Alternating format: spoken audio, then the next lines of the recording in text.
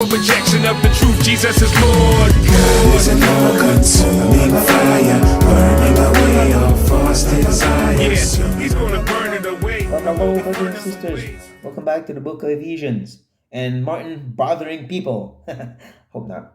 But we are still in chapter 4, actually, looking at certain verses and what is Paul commanding the church to do. Don't miss that. He is talking about the members of one another and how we tend to twist that all out of context.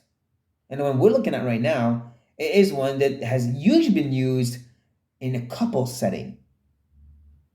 And that's when he says, be angry and do not sin. Do not let the sun go down on your anger. I would add to that and give no opportunity to the devil. Seems to not be separated. Now, I've heard that verse used so many times in couples retreats to say that if there's a fight, you need to make up before going to bed.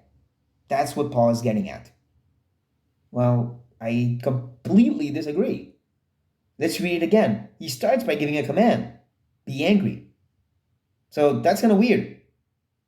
Husband, get angry at your wife. No. But he's talking in a church context where he will quickly talk about sin. Yeah, he will talk about, in verse 29, let no corrupting talk come out of your mouth, but only such as is good for building up, as fit the occasion, that it may give grace to those who hear. He'll add, and do not grieve the Holy Spirit of God, of whom you were sealed for the day of redemption. We'll look at that one another time. Let all bitterness and wrath and anger and clamor and slander be put away from you along with malice. So interesting, he says, be angry, but then it says, get away the anger. So what are we to get angry at? Well, like I was reading, it's sin. It's the call to be angry at sin. Sin in our own lives and sin in the church. Be angry at that. But do not sin. Do not that anger become pride or judgment or gossip, right? Don't let that anger get the best of you and become something sinful, irritation, frustration against people around you. Be angry at their sin and the impact that sin is having in the church, but don't let it get you to the point of sin yourself.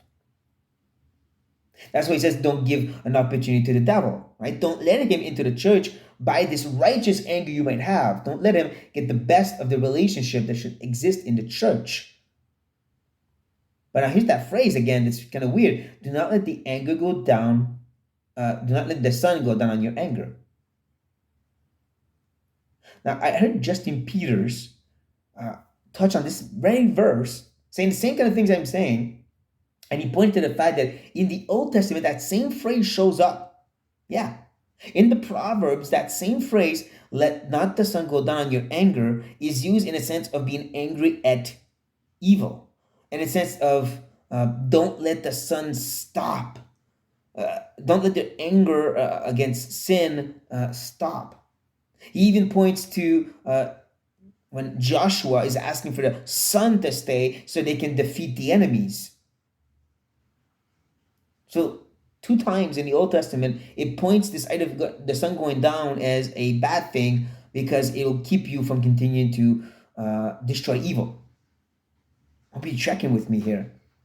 So Paul, being very influenced by the Old Testament, if you ever read his epistles, you saw that, is probably talking about this idea of, that anger, without being sinful, that anger against sin, against what harms the church and harms your life, should never stop.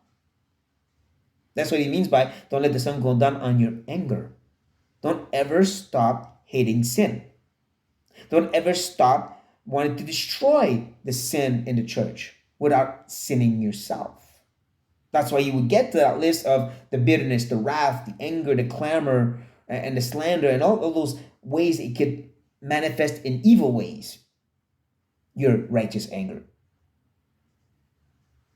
So continue to have that righteous anger, but don't let it become sinful, is, I believe, what Paul is getting at in verse 26 and 27.